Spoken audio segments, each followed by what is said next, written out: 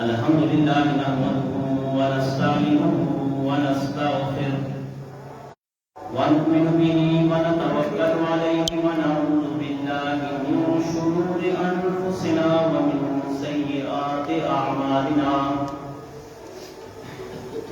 من يهده الله فلا مضل له ومن يضلله فلا هادي له ونشهد أن لا إله إلا الله وحده لا شريك له ونشهد أن سيدنا وسندنا وحبيبنا ومولانا محمد صلى الله عليه وسلم قال الله تبارك وتعالى في كلامه المجيد والفرقان الحميد أولئك الذين أنعم الله عليهم من النبيين والصديقين والشهداء وقال الله تبارك وتعالى في مقام آخر ثاني اثنين إذ هما في الغار وقال النبي صلى الله عليه وسلم أصحابي كالنجوم فبأيهم اقتديتم اهتديتم صدق الله العظيم وصدق رسوله النبي الكريم ونحن على ذلك لمن الشاهدين والشاكرين والحمد لله رب العالمين.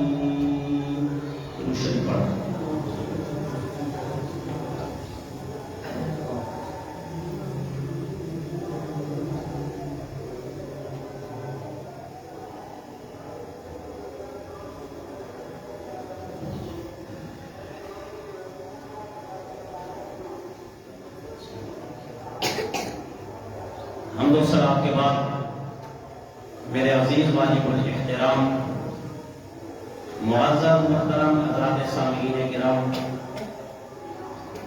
قرآن مجید فرقان حمید میں اللہ رب العزت نے حضرت صدیق اکبر رضی اللہ تعالی عنہ کی ایک شان بیان فرمائی ہے. آپ کی شان کے کیا کہنے کہ جب پاک پیغمبر صلی اللہ علیہ وآلہ وسلم کی ذات گرامی ایک ہجرت کا مقام تھا کہ جب پاک پیغمبر اپنے گھر سے چلے، ساتھ ہی ساتھ حضرت صدیق اکبر رضی اللہ تعالیٰ عنہ بھی آپ کے ساتھ آپ کی معیت میں ہے. چلتے چلتے سرور دو عالم صلی اللہ علیہ وآلہ وسلم کی جسم پر تھکاوٹ کے اثرات دے کر تو حضرت صدیق اکبر نے ایک غار کی طرف دیکھا کہ اس میں پاک پیغمبر آرام بھی فرما لیں گے اور دشمن سے بھی چھپ جائیں گے. حضرت صدیق اکبر کی محبت پاک پیغمبر سے اتنی تھی کہ اپنی جان کی پرواہ نہیں ہے، مگر نبی پاک صلی اللہ علیہ وآلہ وسلم کے ساتھ جو محبت تھی وہ جان سے اور مال سے بڑھ کر. آپ نے فرمایا یا رسول اللہ آپ یہاں پر ٹھہریے، میں غار کے اندر جا کر صفائی کرتا ہوں، اور اگر کوئی موذی کوئی تکلیف دہ چیز ہے تو اس کو میں ہٹا کر بعد میں آپ کو آنے کی دعوت دیتا ہوں. حضرت صدیق اکبر اندر چلے گئے، غار کو صاف کیا. آپ نے دیکھا کہ غار کے اندر سوراخ بنے ہوئے ہیں، سانپوں کے سوراخ تھے، بچھوں کے سوراخ تھے، کیڑیوں کے سوراخ تھے. آپ نے سب سوراخوں کو بند کیا، یہاں تک کہ آپ کی جسم پر جو لباس تھا لباس آپ نے اس کے ٹکڑے بنا کر ان سوراخوں کے اندر دے دیا. جب آپ نے ان سوراخوں کے اندر دے دیا، ایک دو سوراخ روایات میں آتا ہے کہ وہ بچ گئے تھے. آپ نے فرمایا یا رسول اللہ آپ اندر تشریف لے آئیے. پاک پیغمبر اندر تشریف لائے. آپ نے زمین پر تشریف فرما ہوئے اللہ کے نبی کو کہا کہ یا رسول اللہ میری رات پر سر رکھے آپ سو جائیں، اور جو سوراخ بچ گیا تھا وہاں پر اپنی ایڑی لگا دی تھی، ایڑی لگا دی تھی۔ اللہ کے نبی سو رہے ہیں، ایک سانپ آیا اسی سوراخ میں سے کہ جہاں پر جناب صدیق اکبر رضی اللہ تعالیٰ عنہ کی ذات گرامی نے اپنی ایڑی لگا رکھی تھی، وہاں پر آ کر سانپ نے ڈس لیا۔ یہاں سے پتہ چلتا ہے آج تو ہر کوئی کہتا ہے، جس سے مرضی پوچھو کہ مجھے آقا نامدار صلی اللہ علیہ وآلہ وسلم سے محبت ہے، جس سے بھی پوچھو محبت ہے۔ ایک ہوتی ہے اندر کی محبت، ایک ہوتی ہے منہ زبانی محبت۔ ہماری محبت جو ہے وہ منہ زبانی محبت ہے، مگر جو صحابہ کرام تھے ان کی جو محبت تھی وہ اندر سے بھی تھی، باہر سے بھی تھی۔ آپ نے ایڑی لگائی، سانپ نے ڈس لیا، آپ کو شدید تکلیف ہو رہی ہے، آپ کی ٹانگ میں زہر چلا گیا، مگر آپ ٹانگ کو ڈوبش نہیں دے رہے، آپ ٹانگ کو حرکت نہیں دے رہے، آپ نے ٹانگ وہیں پر لگائی رکھی کہ نہیں، اس وقت اگر میں ٹانگ کو ہلاؤں گا، جسم کو ہلاؤں گا تو میرے پاک پیغمبر کو تکلیف ہوگی، آپ کی نیند میں خلل آئے گی۔ مجھے کوئی تکلیف آتی ہے آ جائے، مگر میرے پاک پیغمبر کی نیند میں خلل نہ آ جائے۔ ایڑی لگائی رکھی۔ اب روایات میں آتا ہے کہ صدیق اکبر کی جسم کو زیادہ زہر اور تکلیف پہنچی، آپ کی برداشت سے باہر ہوئی، آپ کے آنکھوں مبارک سے آنسو ٹپکے۔ جب وہ ٹپکے، آپ کی ران مبارک پر سر رکھا ہوا تھا پاک پیغمبر صلی اللہ علیہ وآلہ وسلم نے، وہ آنسو گرا نبی پاک کے چہرے مبارک پر۔ جب آپ کے چہرے پر گرا تو پاک پیغمبر جاگے اور کہا صدیق کیا ہوا، آپ رو رہے ہیں، آپ کی آنکھوں سے آنسو آ رہے ہیں۔ کہا یا رسول اللہ ایک سانپ آیا تھا، جو غار رہ گئی تھی، جو سوراخ رہ گیا تھا، وہاں پر میں نے ایڑی رکھی ہوئی تھی، یا رسول اللہ اس نے آ کر ڈس لیا۔ آپ نے اللہ کے پیغمبر نے فرمایا مجھے جگایا کیوں نہیں؟ کہا یا رسول اللہ صدیق کو یہ گوارا نہیں ہے، یہ چیز گوارا نہیں ہے کہ پاک پیغمبر آرام فرما رہے ہوں اور صدیق کو سانپ ڈس لے، بچھو ڈس لے اور وہ اللہ کے نبی کو جگا دے اور آپ کی نیند میں خلل ڈال دے۔ اللہ کے پیغمبر نے فرمایا اپنی ایڑی آگے لاؤ۔ ایڑی آگے لائی گئی، اللہ کے نبی نے اپنا لعاب مبارک نکالا، اس ایڑی پر لگا دیا، آپ کی ایڑی تندرست ہو گئی۔ ایک مقام اللہ کے نبی نے فرمایا صدیق میرا دل کرتا ہے، آپ آسمان کی طرف دیکھتے تھے اللہ کے پیغمبر، کہ میرا دل کرتا ہے صدیق کہ یہاں سے ہم ہجرت کر کے چلیں، مگر ہجرت تب تک نہیں کریں گے جب تک میرا اللہ حکم نہ دے، کیونکہ قرآن مجید فرقان حمید میں ہے وما ینطق عن الہوی ان ہوا، اللہ کے نبی کو فرمایا گیا کہ آپ نے ہماری اجازت کے بغیر نہیں بولا، اور اللہ کے نبی نے بھی فرمایا کہ میں جو کام کرتا ہوں اپنے رب کے مشورے کے مطابق کرتا ہوں، جو میرا رب مجھے حکم دیتا ہے وہ میں کرتا ہوں۔ مگر صدیق ٹھہر جائیے، جب اللہ کی طرف سے ہجرت کا حکم آ جائے گا ہم یہاں سے ہجرت کر چلے جائیں گے۔ اب صدیق اکبر نے جب یہ الفاظ سنے کہ اللہ کے نبی کا دل کرتا ہے کہ ہم یہاں سے ہجرت کر کے چلے جائیں، تو پھر ایک عرصہ گزرتا چلا گیا۔ اللہ رب العزت نے پاک پیغمبر کو حکم دیا کہ اگر اب آپ نے ہجرت کرنی ہے تو آپ ہجرت کر جائیں، میری طرف سے حکم ہے کہ آپ ہجرت کر جائیں۔ روایات میں آتا ہے آدھی رات ہے جب جا کر پاک پیغمبر نے صدیق اکبر کا دروازہ کھٹکھٹایا، پہلے ہی دستک پر صدیق اکبر دروازے کے پاس آ کر کھڑے ہو۔ اللہ کے نبی نے پوچھا کہ عام طور پر جب کسی کا دروازہ کھٹکھٹایا جاتا ہے تو پہلی دستک پر دروازہ نہیں کھلتا، دوسری پر نہیں کھلتا، جا کر تیسری اور چوتھی دستک پر جا کر دروازہ کھلتا ہے۔ صدیق اکبر ابھی تو میں نے دروازے کو صرف ایک ہی دستک دی اور آپ دروازے پر آ گئے۔ کہا یا رسول اللہ جس دن سے آپ نے فرمایا تھا کہ میرے رب مجھے حکم دے گا کہ یہاں سے ہم نے ہجرت کر کے جانا ہے، اللہ کے رسول کو فرمایا یا رسول اللہ اس رات سے میں سویا نہیں۔ اللہ کے نبی نے فرمایا سوتے کیوں نہیں تھے؟ کہا یا رسول اللہ اس لیے نہیں سوتا تھا کہ یہ نہ ہو کہ پاک پیغمبر میرے دروازے پر آ کر دستک دے، مجھے جگائے اور صدیق سو جائے، یہ میرا ایمان گوارا نہیں کرتا، یہ میری محبت گوارا نہیں کرتی، یہ میرا دل اور سینہ گوارا نہیں کرتا کہ پاک پیغمبر میرے دروازے پر کھڑے ہو جائے اور صدیق سو جائے۔ یہ میں اللہ کے رسول کو فرمایا ایسا میں کر نہیں سکتا یا رسول اللہ، جس دن سے آپ نے فرمایا تھا کہ میں نے ہجرت کرنی ہے، اس رات سے لے کر آج رات تک میں سویا کبھی نہیں سویا۔ اس سے کہتے ہیں محبت۔ اور قرآن میں ایک مقام کہ جب آپ غار کے اندر چلے گئے، غار کے اندر بیٹھ گئے، تو ابو جہل جو تھا اس نے اعلان کر دیا کہ جو بندہ اللہ کے نبی کو اور صدیق اکبر کو پکڑ کے لائے گا اس کو 100 اونٹ انعام میں دیے جائیں گے، کیونکہ عرب والے جو تھے وہ اونٹوں کے بڑے شوقین تھے، اونٹ پالا کرتے تھے، قیمتی سے قیمتی اونٹ ان کے پاس ہوا کرتے تھے۔ کہا 100 اونٹ ان کو انعام میں دیے جائیں گے۔ سب پیچھے بھاگ گئے، کوئی اس راستے پر، کوئی اس راستے پر، کوئی اس راستے پر۔ ان میں ایک آدمی جس کا نام سراقہ بن مالک، وہ بھی اس میں موجود تھا، وہ بھی پیچھے بھاگا۔ اب ایک مقام آیا کہ یہ جو سراقہ بن مالک تھا اس نے پاک پیغمبر صدیق کو دیکھ لیا تھا، اس نے ارادہ کیا کہ میں یہاں ان کو پکڑ لوں اور ابو جہل کے حوالے کر دوں، مگر پاک پیغمبر نے فرمایا کہ سراقہ یہی سے واپس لوٹ جا، اور اگر تو ایمان لائے گا نا، ایمان لائے گا، ایک وقت آئے گا میری بات یاد رکھنا کہ تجھے سونے کے کنگن پہنائے جائیں گے، تجھے عزت دی جائے گی، تجھے مقام ملے گا، تجھے محبت ملے گی، تمہیں الفت ملے گی، مگر لوٹ جا۔ سراقہ نہ ہٹا، وہ پھر آپ پاک پیغمبر کے پیچھے چلا۔ روایات میں آتا ہے زمین کھولی، اس کے گھوڑے کے پاؤں دس گئے اور سراقہ منہ کے بل گرا، پھر اٹھا، پھر پاک پیغمبر کے پیچھے، پھر گھوڑا نیچے دس گیا اور منہ کے بل گرا۔ اب اس کو سمجھ آ گئی کہ واقعتاً یہ اللہ کا سچا پیغمبر ہے، پکا پیغمبر ہے، یہ جھوٹا نہیں ہو سکتا۔ وہیں سے واپس پلٹا۔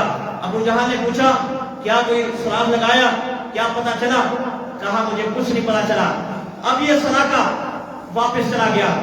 ایک موقع آتا ہے، یہ جب اس نے یہ معجزہ دیکھا اور یہ اللہ کے نبی کی محبت دیکھی تو یہ مسلمان ہو گیا۔ پھر جب حضرت عمر فاروق رضی اللہ عنہ کا زمانہ آیا، اس زمانے میں آپ ایران پر حملہ کے لیے آگے چلے گئے۔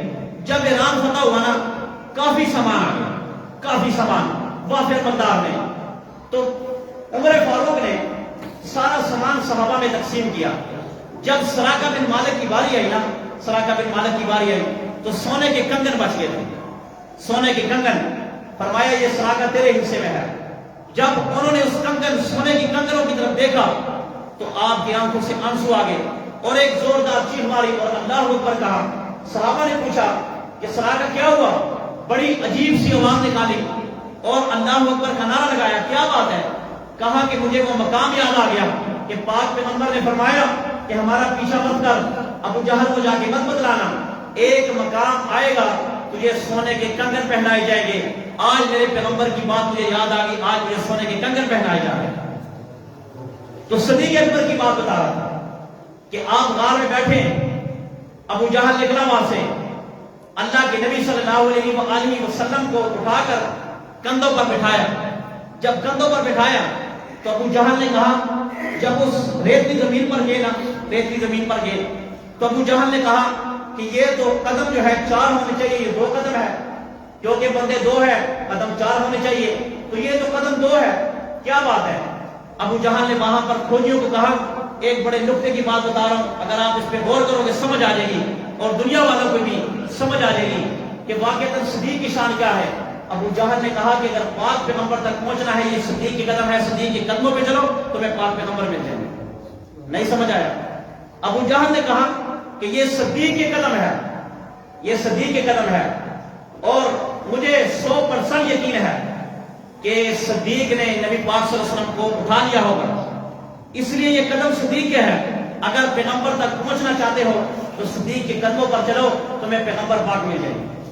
آج میں بھی بتانا چاہتا ہوں کہ آج اگر نبی کی عزت کو، نبی کی عظمت کو، نبی کی الفت کو، نبی کی محبت کو، نبی کے پیار کو، نبی کی احادیث کو، نبی کے قرآن کو، نبی کے اٹھنے کو، نبی کے بیٹھنے کو، نبی کے بولنے کو، نبی کے نماز پڑھانے کو، نبی کا حج کرنا، نبی کا عمرہ کرنا، نبی کا ازواج کے پاس آنا، نبی کا اصحاب کے پاس آنا، نبی پر قرآن کا اترنا، نبی کا قرآن کی تفسیر کرنا، نبی کا احادیث کی تفسیر کرنا، نبی کا محبت کا درس دینا، اگر یہ سمجھنا چاہتے ہو تو میں پیغام دوں گا کہ وہ صدیق کے پیچھے چلے پہ محبت، نبی کی محبت بھی مل جائے گی، نبی کا قرآن بھی مل جائے گا۔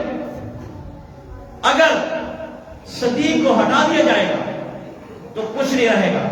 یہاں پر مظہر مرزا جانے جانا، آپ نے فرمایا ثانی اثنین اذ ہما فی الغار، کہ دو میں سے آپ کا دوسرا ایک کا دوسرا دو، یعنی کہ دو ہے۔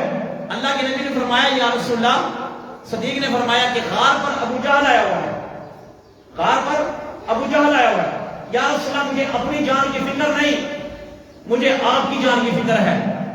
اگر صدیق کی جان چلی جاتی ہے تو کوئی بات نہیں، سودا بارے میں ہے، سودا ملنا نہیں ہے، مگر یا رسول اللہ میرا دل اور میرا ایمان یہ کہتا ہے کہ نبی کی جسم پر کوئی آنچ نہ آئے، نبی کی جسم پر آنچ نہ آئے۔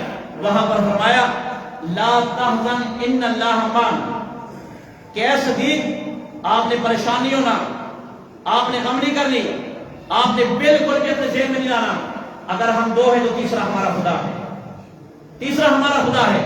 یہیں پر ایک بات روکتے ہوئے آپ کو بتاتا چلے جاؤں کہ اللہ کے نبی کو رب ذوالجلال نے جو اصحاب کی جماعت دی تھی وہ بڑی قیمتی جماعت تھی۔ اللہ کے نبی نے فرمایا ان اللہ اختارنی و اختار لی اصحابی، کہ جس طرح اللہ نے مجھے 1,24,000 کم و بیش انبیاء میں مجھے چنا ہے، اسی طرح پوری امت میں اللہ نے میرے لیے اصحاب کو چن دیا۔ جیسے مجھے نبیوں میں چنا ہے، اپنا لاڈلا نبی بنایا ہے، ایسے ہی میرے لیے اصحاب کو چنا ہے۔ حبیب بن عدی ایک صحابی رسول ہے، کافروں کا بڑا بغض، بڑی دشمنی نبی کے ساتھ اور نبی کی جماعت کے ساتھ چل رہی ہے۔ کافر کار میں تھے کہ کب وہ موقع آئے گا کہ ہم پاک پیغمبر کو قتل کر دیں، کب وہ موقع آئے گا ہم ان کی جماعت کو ختم کر دیں۔ یہ حبیب بن عدی جو صحابی تھے نا، یہ کافروں کے ہاتھ لگ گئے۔ جب یہ کافروں کے ہاتھ لگ گئے، اعلان کر دیا کہ کل فلاں مقام پر فلاں کھلے میدان پر میلہ لگایا جائے گا، جتنے بھی کافر ہیں وہ سارے وہاں پر آ جاؤ، اور ہم ایک ایک آدمی چن چن کر ہم بدلہ لیں گے جو نبی نے ہمارے ساتھ کیا اور صحابی نے کیا۔ نبی تو ہمارے ہاتھ نہیں لگے، باقی اصحاب نہیں لگے، مگر یہ ایک حبیب بن عدی ہے، یہ ہمارے ہاتھ لگا ہے، لہذا اس کو پکڑا جائے گا، اس کو سولی پر لٹکایا جائے گا، اور جس کا جو جی چاہے اس کے ساتھ کر لے، بدلہ لے لے۔ روایات میں آتا ہے حبیب بن عدی کو اس طرح ہاتھ کر کے باندھ دیا گیا تھا، آپ کو باندھ دیا گیا تھا، اور بہت بڑا میلہ کافروں کا وہاں پر تشریف لایا ہوا ہے، سارے آئے ہوئے ہیں، کافر بھی ہے، بوڑھے بھی ہے، جوان بھی ہے، سارے آئے ہوئے ہیں۔ کہاں بدلا لو، ایک آگے بڑھا، حبیب بن عدی کے جسم کا ٹکڑا کاٹا گیا، ٹکڑا کاٹا گیا، کہا کہ جا بلا اپنے پیغمبر کو، اس پیغمبر کے لیے تو نے کلمہ پڑھا تھا، آج ہم تیرے جسم کے ٹکڑے ٹکڑے کر دیں گے۔ دوسرا آیا، آپ کے چہرے پر ایک زوردار چھینک ماری، آپ کے چہرے ادگل سے خون نکلنا شروع ہو گیا۔ دوسرا آیا، آپ کے کان کاٹ دیے۔ تیسرا آیا، اس صحابی کی ناک کاٹ دی۔ چوتھا آیا، یہاں پر پیڑ میں خنجر مارا۔ ایک اور آیا، اس نے اس حبیب بن عدی کی آنکھ میں ایک نیزہ مارا، مگر یہ برداشت ہو رہا ہے، یہ سہا جا رہا ہے، کس کے لیے؟ پاک پیغمبر کے لیے۔ مگر جب زبان تک ایک بدبخت آیا اور کینچی لگائی، زبان کاٹنے سے پہلے کہہ دیا کہ یاد رکھنا، اور وہاں پر ایک اور بولا کہ اچھا یہ بتاؤ کہ اگر تمہاری جگہ پر تمہیں چھوڑ دیا جائے اور تمہاری جگہ پر تمہارے پیغمبر کو یہاں پر لٹکا دیا جائے تو کیا تمہارا کیا کہنا ہے؟ حبیب بن عدی نے کہا کہ تم تو کہتے کہ تمہارے پیغمبر کو یہاں پر لا کر کھڑا کیا جائے، اس کو سزا دی جائے، مجھے کاٹنا ہے کاٹ دو، جسم کو کاٹنا ہے کاٹ دو، میرے بچے جاتے ہیں چلے جائیں، بیوی مرتی ہے مر جائے، میری بیوی بیوہ ہوتی ہے ہو جائے، خاندان جاتا ہے چلے جائے، مجھے کسی چیز کی پرواہ نہیں۔ مگر حبیب بن عدی اس چیز کو گوارا نہیں کرے گا کہ پاک پیغمبر کی جسم میں ایک کانٹا بھی چلے جائے، ایک کانٹا بھی چن جائے، حبیب بن عدی اس کو بھی برداشت نہیں کرے گا۔ آپ تو لٹکانے کی بات کرتے ہیں، آپ تو قدر کی بات کرتے ہیں، جب زبان کاٹنے لگی کہا کہ مجھے فخر ہے، حبیب بن عدی کو فخر ہے کہ آج اس کے جسم کے ٹکڑے ہو رہے ہیں، آج اس کی ناک کاٹی جا رہی ہے، آج اس کے کان کاٹے جا رہے ہیں، آج اس کے جسموں میں لیتے جا رہے ہیں، اور آج اس کو شہید کر دیا جائے گا۔ مجھے فخر ہے قیامت کے دن جب میرا رب مجھے کھڑا کرے گا، میں کہوں گا یا اللہ میں نے تیرے پاک پیغمبر کے لیے جان دی تھی، میں نے کسی دنیا کے مال کے لیے جان نہیں دی۔ یہ اصحاب تھے۔ حضرت صدیق اکبر رضی اللہ عنہ، آپ نے پیغمبر کے ساتھ وہ وفا کی کہ اللہ کے نبی نے ایک موقع پر فرمایا جتنے بھی میرے اصحاب ہیں میں نے سب کا حق ادا کر دیا، سب کا قرض اتار دیا، مگر ایک صحابی ایسے ہیں جن کا نام صدیق اکبر ہے کہ ان کا قرض مجھ پر ہے، اور ان کا قرض اللہ رب العزت قیامت کے دن اتاریں گے، اور قیامت کا جو دن ہوگا وہ 50,000 سال کا دن ہوگا، اور سورج سوا نیزے پر ہوگا، ہر آدمی اپنے گناہ کی سبب اپنے پسینے میں ڈوبا ہوا ہوگا، اللہ کا جلال فل عروج پر ہوگا، اور اللہ کہیں گے حساب کے لیے آگے لاؤ۔ پاک پیغمبر صدیق اکبر کا بازو کھڑا کر کے پکڑ کر آگے کھڑا کر دیں گے، اللہ جی اس سے حساب لے۔ جب اللہ ان کی طرف دیکھیں گے، کہا اے صدیق، اور اے اللہ کے پیغمبر کو کہیں گے اے میرے نبی، اے پیارے نبی، میں اس سے کیا حساب لوں کہ اس نے تیرا سارا حساب چکتا کر دیا، اس سے میں کیا حساب لوں، اس کو پیچھے کرو۔ اللہ کے نبی فرماتے ہیں کہ جب یہ منظر آئے گا تو صدیق اکبر کو دیکھ کر اللہ کا غصہ اور اللہ کا جلال نرم پڑ جائے گا، اور پھر صدیق رضی اللہ عنہ، اللہ کے نبی ایک موقع پر پریشان ہے۔ صدیق ہے یا رسول اللہ آپ کیوں پریشان ہیں؟ فرمایا کہ میری بیوی وفات پا چکی ہے اور دنیا سے چلی گئی ہے، مجھے اس چیز کا غم ہے۔ صدیق اکبر رضی اللہ عنہ آپ نے اپنے گھر گئے اور گھر والی سے مشورہ کیا، بات ہوئی ہے، اور بات کر کے یہ بتایا کہ میں جو قدم اٹھانے جا رہا ہوں اس کی حمایت کرنا، اور اگر حمایت نہیں بھی کرو گی تب بھی میں پاک پیغمبر کے لیے وہ چیز ضرور پیش کر دوں گا۔ آئی یا رسول اللہ میری بیٹی ہے، چیزیں اس کی عمر 9 سال ہے یا 10 سال ہے، میں صدیق اعلان کرتا ہوں کہ وہ آپ کے نکاح میں دینے کے لیے تیار ہوں۔ دنیا میں کیا کوئی ایسے بھی یار ہوں گے کہ کوئی کس سے کھاتا ہوگا، کس کا مال استعمال کرتا ہوگا، کسی کی چیز استعمال کرتی ہوں گی؟ آپ تعریف اٹھا لیں، آپ قرآن اٹھا لیں، آپ حدیث اٹھا لیں، آپ تمام کے تمام چیزوں کو جھنجھوڑ کے رکھیں۔ جو صدیق کی محبت تھی وہ کسی اور سے نہیں ملے گی۔ آپ صدیق کو دیکھیں، پاک پیغمبر نے اعلان کیا کہ مجھے چندہ چاہیے، صدیق گھر میں گئے، اپنے سارا گھر کا مال لا کر پاک پیغمبر کے قدموں میں رکھ دیا۔ نبی نے پوچھا اے صدیق بتا تو صحیح گھر میں کیا چھوڑ کر آیا ہے؟ صدیق کی طرف سے آواز آتی ہے یا رسول اللہ گھر میں صرف ایک اللہ تھا اور ایک رسول کا نام چھوڑ کر آیا ہوں، گھر میں جو بھی مال تھا وہ آپ کے قدموں میں لا کر پیش کر دیا۔ دوسرا دن آتا ہے، عائشہ فرماتی ہے کہ میرے ابا جان رات کے وقت اٹھتے ہیں اور دیوار پر ہاتھ مارتے ہیں، کبھی اس طرف کبھی اس طرف، کبھی اس طرف پریشانی کے عالم ہے، کبھی اس طرف پریشانی کے عالم ہے۔ میں اٹھ کر کہتی ہوں ابا جان آپ کیوں پریشان ہے؟ آپ کس غم نے آپ کو نڈال کیا ہوا ہے؟ آپ کو نیند نہیں آ رہی؟ پاک پیغمبر کا یہ شاگرد، پاک پیغمبر کا یہ دوست، پاک پیغمبر کا یہ محبت کرنے والا بتاتا ہے کہ یہاں پر میں نے ایک سوئی رکھی ہوئی تھی اور وہ سوئی میں چاہتا ہوں کہ میرے گھر میں نہ رہے، کیونکہ میں نے پاک پیغمبر سے وعدہ کیا تھا کہ میرے گھر میں اس وقت ایک چیز ہے، وہ ایک اللہ ہے اور ایک رسول ہے، اس کے علاوہ کوئی چیز نہیں۔ وہ سوئی اٹھا کر پاک پیغمبر کی خدمت میں دے دی۔ دوسرا دن آیا، آپ بازار میں گئے، آپ کے جسم پر جو کپڑا تھا وہ قیمتی تھا، دل میں خیال آیا کہ جو مجاہد جائیں گے پاک پیغمبر کے ساتھ ان کے جسم پر ہلکا کپڑا ہے، صدیق کے جسم پر اعلیٰ کوالٹی کا کپڑا ہے، یہ غیرت گوارا نہیں کرتی، یہ محبت گوارا نہیں کرتی، یہ الفت گوارا نہیں کرتی۔ جا کر اس کو بیچ کر ٹاٹ کا لباس پہن لیا، پاک پیغمبر کو قدموں میں پیش کر دیا، یا رسول اللہ جو اس کی قیمت ہے وہ مجاہدین پر لگا دے، وہ جگ پر لگا دے۔ صدیق اس چیز کو قدر برداشت نہیں کرے گا کہ اس کے جسم پر قیمتی کپڑا ہو اور آپ کی جماعت میں جو مجاہد ہے ان کے پاس سستی چیز ہو۔ آپ نے جب وہ لباس دے دیا اسی وقت اللہ رب العزت نے جبرائیل کو بھیجا، جبرائیل کے ساتھ اصحاب بھیجے، ان کے جسم پر ٹاٹ کا لباس تھا، پاک پیغمبر پر تشریف لائے، وہی لے کر آئے، کہا یا رسول اللہ السلام علیکم، اور السلام علیکم آپ کے اصحابی حضرت صدیق اکبر کو کہا کیا بات ہے؟ کہا ہم نے وہ ٹاٹ کا لباس پہنا ہوا ہے۔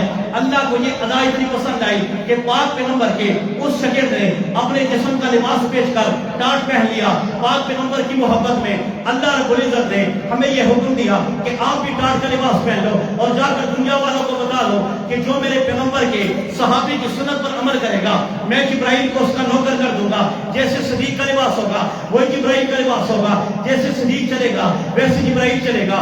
جیسے صدیق بیٹھے گا ویسے جبرائیل بیٹھے گا. جو بات صدیق کی ہوگی وہی بات جبرائیل کی ہوگی. جو تائید صدیق کی ہوگی وہی جبرائیل کی ہوگی. مگر بتاتا چلے جاؤ کہ صدیق کی محبت صدیق کی الفت. ایک موقع آیا پاک پیغمبر پر کافر ٹوٹ پڑے, آپ کو مارنا شروع کر دیا, آپ کو دمکانا شروع کر دیا.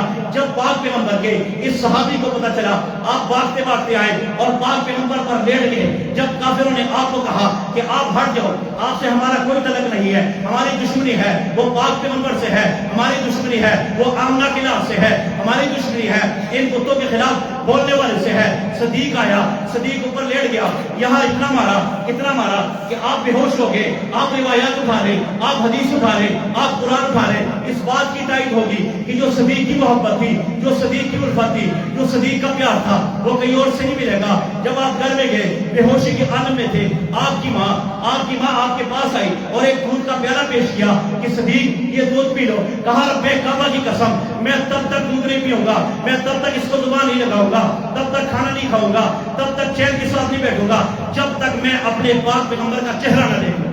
سبحان اللہ. آرام سے سمانا کہ اچھی بات نہیں کیا گناہ ہے, بہت سخت گناہ ہے یار. سمانا کیا تو نہ کیا ہوگا. سبحان اللہ. سبحان اللہ جتنا ہوگا نا ثواب ملے گا. آپ کو بھی ثواب ہے, مجھے بھی ثواب ہے. پیار سے کہیں سبحان اللہ. سبحان اللہ. صدیق اکبر ماں نے کہا کہ آپ دودھ پیے, آپ چھوڑ دیں اس پیغمبر کو.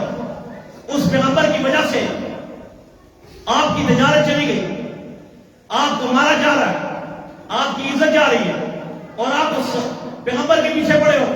کہا ماں جان یہ بات پیغمبر کی نہیں, پیغمبر کے سر پر جو نبوت کا تاج رکھا گیا اور اللہ نے آپ کو آخری پیغمبر بنایا ہے, یہ اس چیز کی بات ہے.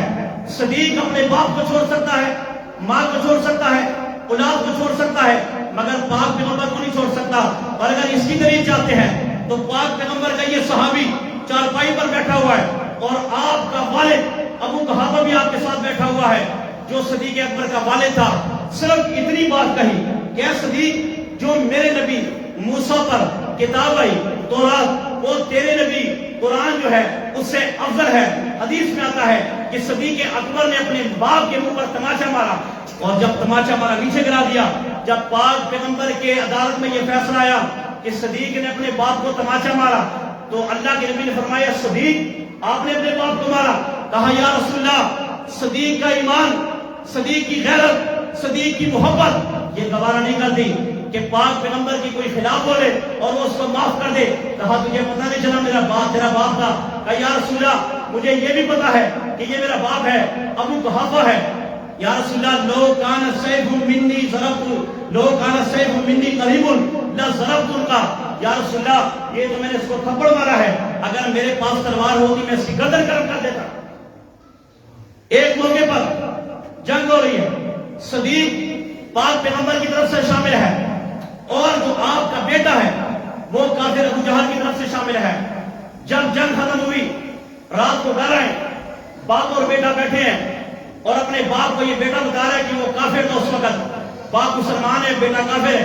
کہا ابا جان آپ میری تلوار کی نوک کے نیچے 3 مرتبہ آئے, مگر آپ کو میں نے یہ سمجھ کر چھوڑ دیا کہ آپ میرے والد ہیں.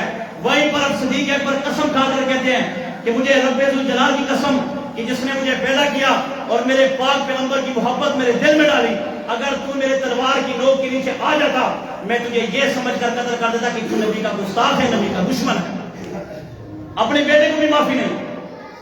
اصحاب جو تھے اللہ نے ان کی دل میں جو محبت تھی وہ کوٹ کوٹ کر بری ہوئی تھی. جیسے آپ برف سے ٹھنڈک جدا نہیں کر سکتے, دھول سے خوشبو جدا نہیں کر سکتے, اور یہ لائٹ سے روشنی, آسمان سے ستارے, اسی طرح اصحاب سے کوئی نبی کی محبت جدا نہیں کر سکتا. نبی کا ایک شاگرد جس کی عمر صرف 16 یا 17 سال ہے, سالم اس کا نام ہے, پاک پیغمبر نے اس کو اپنا خادم بنایا ہوا تھا, آپ کے کام کیا کرتا تھا. آپ کی محبت میں کبھی کوئی پیغام لانا, کوئی پیغام لے کر جانا, وہ پاک پیغمبر کی بات مانا کرتا تھا. اللہ کے نبی سے سودا بھی منگوایا کرتے تھے، اور اگر کسی کے پاس پیغام بھیجنا ہوتا تھا تو پیغام بھی بھیجا کرتے تھے۔ ایک موقع یہ سالبہ اللہ کے نبی نے فرمایا کہ جاؤ بازار سے کوئی فلاں چیز لے کر آؤ، سودے کے لیے بھیجا۔ یہ سالبہ اپنے گھر سے نکلا سودا لینے کے لیے، جب واپسی آیا اس کے ہاتھ میں سودا تھا، ایک حمام کے پاس گزرا، ہوا کا جھونکا آیا، جیسے ہوا کا جھونکا آیا ایک پردہ اٹھا، عورت نہا رہی تھی، سالبہ کی نگاہ اس پر پڑ گئی۔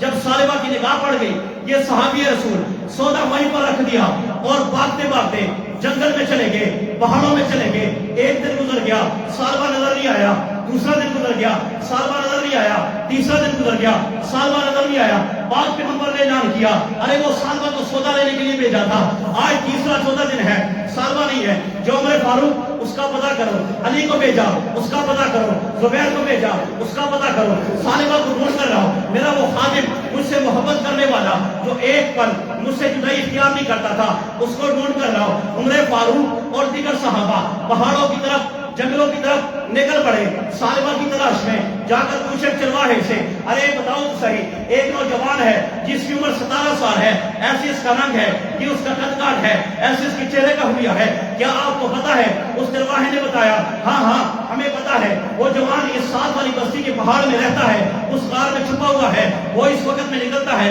پھر چلے جاتا ہے، مگر ہم نے ایک بات غور کی، وہ روتا بہت ہے، وہ دودھ پی کر چلے جاتا ہے، جب رات کا مسئلہ آتا ہے، رات آتی ہے، وہ رونا شروع کر دیتا ہے، ایسے روتا ہے کہ جیسا کوئی اس کا بچھڑ گیا ہو، ایسے روتا ہے کہ کوئی تکلیف ہو۔ عمر فاروق کو کہا کہ آپ چھپ جائیں، وہ کسی کے سامنے نہیں آتا، وہ کسی کو دیکھ کر چھپ جاتا ہے۔ عمر فاروق وہاں پر چھپ گئے، جب تھوڑا لمحہ گزرا، سالبہ سامنے آیا، دودھ پینے لگتا ہے۔ عمر فاروق اس کا کلائی پکڑتے ہیں اور کہے، سالبہ تجھے کیا ہو گیا؟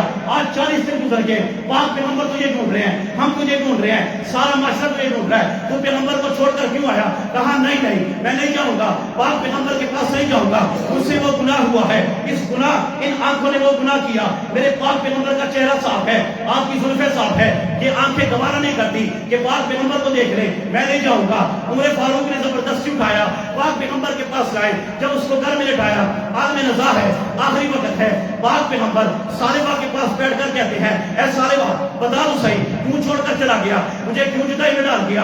آپ کو سودا لینے بھیجا تھا، آپ آئے نہیں، یا رسول اللہ میں آپ کو دیکھنا نہیں چاہتا۔ کہا بات کیا ہوئی، بتا دو صحیح۔ یا رسول اللہ ایک عورت نہا رہی تھی، سالبہ کی نگاہ اس پر پڑ گئی، سالبہ کی ایمان نے یہ گوارا نہ کیا کہ اس آنکھوں سے نبوت والے چہرے کو بھی دیکھتا ہے، ان آنکھوں سے نبی کی زلفیں کو بھی دیکھتا ہے، ان آنکھوں سے نبی کی احادیث کو دیکھتا بھی ہے، کانوں سے سنتا بھی ہے، نبی کے چہرے کو بھی دیکھتا ہے، اور گناہ بھی کرے نبی کو بھی دیکھے۔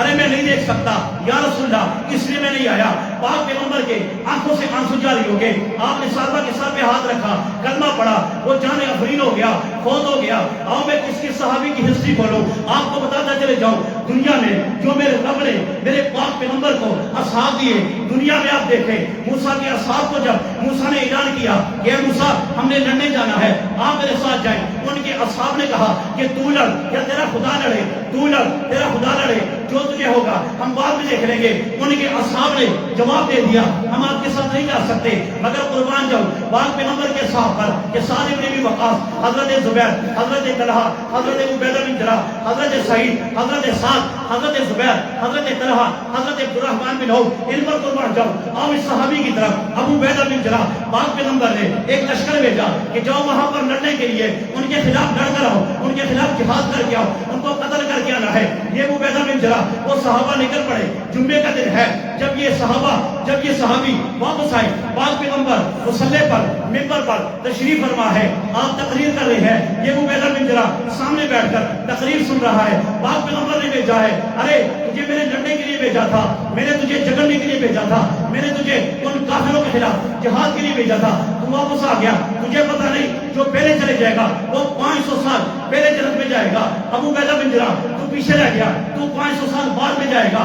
تاریخی جملہ بولا، یا رسول اللہ مجھے جنت کی ضرورت نہیں، مجھے حور و غلمان کی ضرورت نہیں، مجھے کسی چیز کی ضرورت نہیں، اے جنت تجھ میں حور و قصور رہتے ہیں، میں نے مانا ضرور رہتے ہیں۔ ابو عبیدہ کہتے ہیں کہ اے جنت میرے دل کا طواف کر، میرے دل میں حضور رہتے ہیں۔ یا رسول اللہ مجھے جنت کی پرواہ نہیں، میں صرف اس لیے آیا تھا جنت مجھے 500 سال بعد میں ملے، مجھے حور بعد میں ملے، مجھے شراب کا جو جنت میں آپ ملائیں گے بعد میں ملے۔ یا رسول اللہ مجھے کنفرم پتا تھا کہ جب آپ نے کہہ دیا کہ ایک قدم اٹھائے گا یہ عبیدہ بن جراح، اگر یہ شہید ہو جائے دوسرا اٹھا لے، اگر یہ شہید ہو جائے تیسرا اٹھا لے، جب میں نے آپ کی زبان سے یہ سن لیا کہ میں شہادت اختیار کر جاؤں گا، شہادت مل جائے گی، یا رسول اللہ میں اس لیے پلٹ کر آیا ہوں کہ آپ کے چہرے کا دیدار کروں، سبحان اللہ، آپ کے چہرے کا دیدار کروں۔ آج اگر کسی کو کہہ دو نا کہ یار وہ فلاں راستے پر جاؤ، فلاں راستے پر جاؤ، وہاں پر ایک کتا بیٹھا ہوا ہے، وہاں سے آپ نے سودا لانا ہے، وہ کبھی نہیں جائے گا۔ وہ کہتا ہے کہ کیا میں اپنی جان کو نقصان پہنچاؤں؟ نہیں جاؤں گا۔ مگر عبیدہ بن جراح کو بتا دیا گیا کہ آپ کی شہادت اس مقام پر آئے گی، مگر یا رسول اللہ یہ بھی قبول ہے۔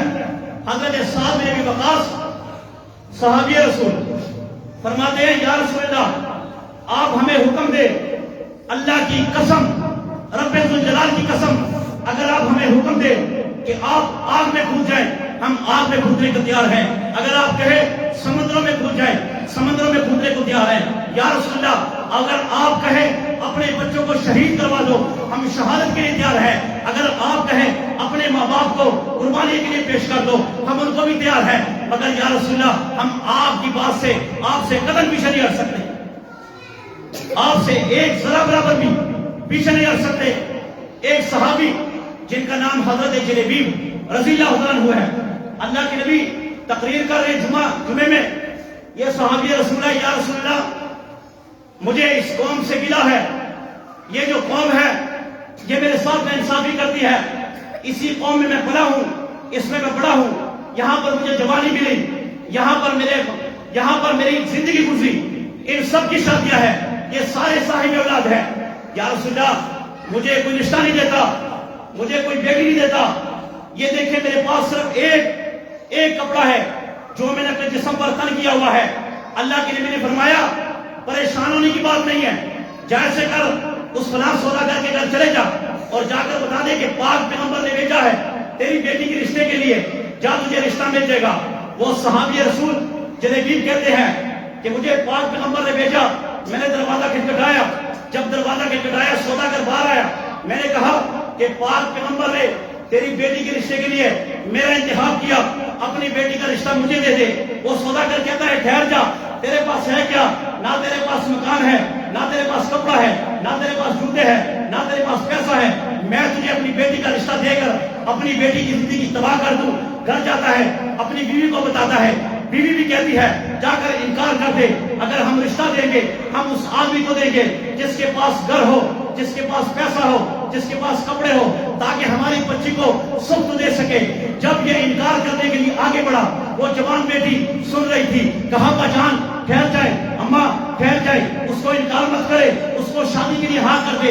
باپ کہتا ہے کیا تجھے شادی کے لیے اتنی جلدی ہے کہ تو آج بول پڑی؟ کہا نہیں، مجھے شادی کی کوئی خواہش نہیں، مجھے شادی کے لیے کوئی میرا ضمیر گوارا نہیں کرتا، مگر آپ صرف یہ دیکھیں کہ جلیبیب خود نہیں آیا، آپ صرف یہ دیکھیں کہ اس کو بیچنے والا کون ہے، سبحان اللہ، اس کو بیچنے والا کون ہے۔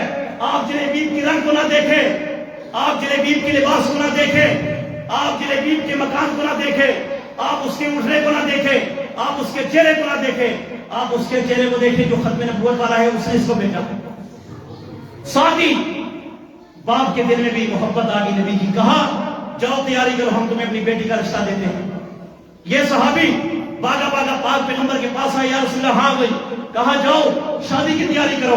یہ صحابی خوشی میں راستے میں باتیں، آخری بات ہے توجہ کرنا، یہ راستے میں باگے گئے، حضرت عثمان کے پاس ملاقات ہوئی، عثمان سے کہا کہ آج میری شادی کے دن ہے اور شادی کا سامان اکٹھا کر رہا ہوں، کچھ آپ میری مدد کریں گے؟ کہا ضرور کروں گا۔ کچھ پیسے جلیبیب کی تھیلی میں رکھ دیے اور کہا جا عثمان بھی شادی میں حصہ ڈالے گا، جا وہیں پر سامان لیا اور اپنی شادی کی تیاری کر۔ اب یہ صحابی خوشی میں بازار آتا ہے، اپنی شادی کے لیے سامان لیتا ہے، ساتھ ہی اس کے کان میں کوئی کہتا ہے ارے تو شادی کی خوشیوں میں مگن ہے، تو اپنی شادی میں جانا چاہتا ہے، کیا تجھے پتا ہے پاک پیغمبر جہاد میں چلے گئے، کافروں کے خلاف لڑنے چلے گئے اور تو شادی میں مصروف ہے۔ یہ جلیبیب کہ جس کو عرصے سے شادی کے انتظار تھا، بیوی کا انتظار تھا، ہم سفر کا انتظار تھا، وہی سے پلٹا جو پیسے اس نے ایک تاجر کے ہاتھ میں دے دیے تھے کہ میرے سوٹ دے دو، کپڑے دے دو، بیوی کے کپڑے دے دو، وہ پیسے واپس لیے، وہی سے پلٹا ایک تلوار لی، ایک گھوڑا لیا، اس پر بیٹھا، کسی نے پوچھا ارے کہاں جا رہا ہے؟ کہا پاک پیغمبر کے پاس جاتا ہوں۔ کیوں جا رہا ہے؟ کہ پاک پیغمبر لڑنے کے ہے اور یہ یہاں پر شادی رچائے، یہ ہو نہیں سکتا۔ کہا شادی پہلے کر دے، کہا نہ جنہیں بیوی کا ایمان، جنہیں بیوی کی غیرت یہ گوارا نہیں کرتی کہ پاک پیغمبر وہاں پہ لڑے اور یہ یہاں پہ شادیاں کرے، کہا سے ہو نہیں سکتا۔ وہیں سے بڑھتے جہاد مقام پر گئے، جب اس مقام پہ گئے پاک پیغمبر کو لڑتے ہوئے دیکھا، یہ آگے لگتا، یہ آگے بڑھا، لڑتے لڑتے کئی کافروں کو جہنم واصل کر دیا اور یہ صحابی شہید ہو جاتا ہے۔ جب شہید ہو جاتا ہے، جب جنگ ختم ہو جاتی ہے، پاک پیغمبر کہتے ہیں ارے اس کو دیکھو جس کی شادی تھی، کیا اس کی شادی ہو گئی یا نہیں ہوئی؟ اس کو ڈھونڈو۔ کہا یا رسول اللہ وہ بھی ہمارے ساتھ شریک تھا۔ جب پاک پیغمبر نے کہا زخمیوں میں دیکھو، زخمیوں میں نہ ملے، زندوں میں دیکھا، زندوں میں نہ ملے، شہیدوں میں دیکھا، شہیدوں میں ملے۔ جب پاک پیغمبر کے پاس لایا گیا، آپ کی آنکھوں سے آنسو جاری ہوئی، ارے قربان جاؤ، اپنی شادی چھوڑ دی، قربان جاؤ، اپنی خوشی چھوڑ دی، قربان جاؤ، اپنی دل کی حسرت کو چھوڑ دیا، پاک پیغمبر کے پاس آ گیا، شہید ہو گیا۔ پاک پیغمبر کہتے ہیں ایسا آبا یاد رکھنا اللہ جنت میں اس کی ایسی شادی کریں گے کہ قیامت تک جنت میں کسی اور کی ایسی شادی کبھی نہیں ہوگی۔ سبحان اللہ۔ یہ پاک پیغمبر کی الفت، محبت صحابہ کی اللہ کے نبی کے ساتھ ہے۔ آپ کو وہ واقعہ بھی یاد ہوگا کہ حضرت حنظلہ شادی کی پہلی رات ہے، شادی کی پہلی رات ہے، آواز لگتی ہے حی علی الجہاد، حی علی الجہاد، حی علی الجہاد۔ پاک پیغمبر نے پکارا ہے نکلا ہو گھروں سے، نکلا ہو اپنے کاروباروں سے، نکلا ہو اپنے گھروں سے، پاک پیغمبر کے پاس آؤ، کافروں کے خلاف مار کر لڑنا ہے۔ یہ حنظلہ شادی کی پہلی رات ہے، اپنی بیوی کو چھوڑ کر آتا ہے تو بیوی یہاں سے پکڑ لیتی ہے، آستین سے پکڑ لیتی ہے۔ ارے کہاں جا رہے ہو؟ آپ کی شادی کی پہلی رات ہے، میرا سہاگ اجاڑ کر کہاں جا رہے ہو؟ کہا پاک پیغمبر نے بلایا ہے، شادی بعد کی بات ہے، بیوی بعد کی بات ہے، مگر پہلے پاک پیغمبر کے پاس جاؤں گا۔ کہا اچھا جا تو رہے ہو، اگر صحیح سلامت آ گئے تو بھی خوشی کی بات ہے، شہادت میں گئی تو بھی خوشی کی بات ہے، ابھی تک آپ کا چہرہ نہیں دیکھا، میں آپ کو کیسے پہچانوں گی؟ کہا جب قیامت کے دن منظر ہوگا، میدان لگے گا، تو اگر حنظلہ کو پہچانا ہو اپنی قمیض وہاں پر تھوڑی سی پھاڑی کہ قیامت کے دن مجھے اس سے پہچان لینا۔ جب آئے میدان کارزار میں آئے، کافروں کے خلاف لڑتے گئے، لڑتے گئے، لڑتے گئے، لڑتے گئے، کئی کافروں کو جہنم واصل کر دیا۔ آخر میں یہ صحابی شہید ہوئے۔ اللہ کے پیغمبر نے فرمایا حنظلہ کو ڈھونڈو، جس کی شادی کی پہلی رات اس کو ڈھونڈو۔ جب دیکھا گیا زندوں میں نہیں ہے، جب دیکھا گیا شہیدوں میں نہیں ہے، جب دیکھا گیا زخمیوں میں نہیں ہے، جب دیکھا گیا کسی مقام پر نہیں ہے۔ کچھ وقت گزرا، جبرائیل امین اور 70,000 فرشتے اس کی لاش لے کر زمین پر اتر رہے تھے اور کہا پاک پیغمبر اللہ نے کہا کہ جو تیرے لیے اپنی بیوی کو چھوڑ کر آیا، اپنے سہاگ کو چھوڑ کر آیا، اپنی خوشی چھوڑ کر آیا، یہ آج تیرے لیے لڑا، تیری محبت میں لڑا، سب کو چھوڑ دیا اور یہ مجھ سے جنابت میں تھا۔ اللہ نے کہا اس کو جنت و عرش کے پانی سے غسل دے کے صاف کر دو۔ سبحان اللہ۔ یہ محبت تھی صحابہ کرام رضوان اللہ علیہم اجمعین کی نبی کے ساتھ۔ اللہ تعالیٰ سے دعا ہے کہ اللہ ہمیں بھی پاک پیغمبر کے ساتھ پکی سچی محبت کرنے کی توفیق عطا فرمائے۔